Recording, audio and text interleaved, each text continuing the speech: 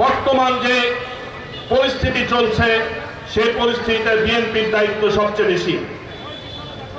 দেশের বৃহত্তম রাজনৈতিক দল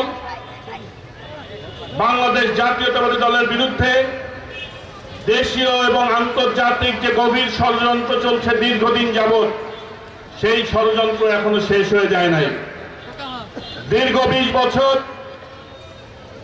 বিএনপির ভারপ্রাপ্ত চেয়ারম্যান জনাব তারেক রহমানের বিরুদ্ধে মিথ্যা অপপ্রচার করা হয়েছে যে তিনি দুর্নীতিতে লিপ্ত।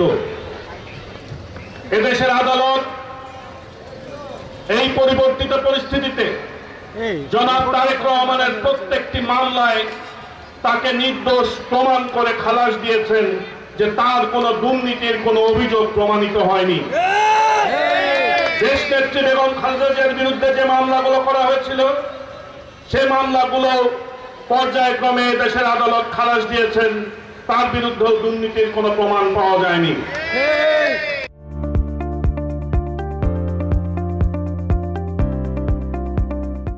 বিএনপির কেন্দ্রীয় নেতা যারা সক্রিয় হন তাদের বিরুদ্ধে এই যে চক্রান্তকারী গোষ্ঠী তারা বিভিন্ন অপপ্রচার এখনো চালিয়ে যাচ্ছেন বিভিন্নভাবে, যে তারা বিভিন্ন অপপ্রচার দুর্নীতি বিভিন্ন কাজে লিপ্ত আছেন। সম্পূর্ণ মিথ্যা অপপ্রচার এখন পর্যন্ত চলছে না।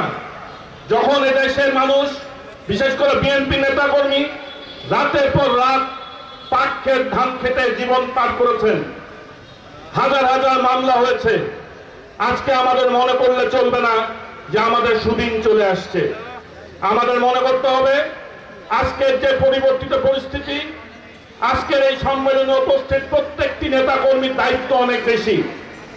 সামনে যে আন্দোলন আসছে, যে নির্বাচনের যে প্রক্রিয়া আমরা দাবি করছি, সেই নির্বাচন এবং গণতন্ত্র প্রতিষ্ঠার জন্য, দেশের মানুষের গণতন্ত্র প্রতিষ্ঠার জন্য যে নির্বাচনের দাবি আমরা করছি, এবং সামনে যদি নির্বাচন আসে এই ক্ষেত্রগুলোতে মানুষের কাছে পৌঁছানোর জন্য আমাদের প্রত্যেকের আচার আচরণ ব্যবহার আমাদের কর্মকাণ্ড যেন গণমুখী হয়। আমরা কেউ যেন ঘুষ দুর্নীতি কোনো ধরনের চাঁদাবাজি কোনো ধরনের সন্ত্রাসী কাজের সাথে যেন বিএনপির নাম কোনোভাবে কোনো পক্ষ কোনো সমালোচক আনতে না পারে। যারা বিএনপির নাম ভাঙিয়ে বিভিন্ন রকম অপকর্ম করার চেষ্টায় লিপ্ত থাকার জন্য বিভিন্ন অপচেষ্টা করেন, আমি বলতে চাই এই দলের একজন সাধারণ কর্মী হিসেবে যে আমরা কেউই এই দায় কখনো নিব না।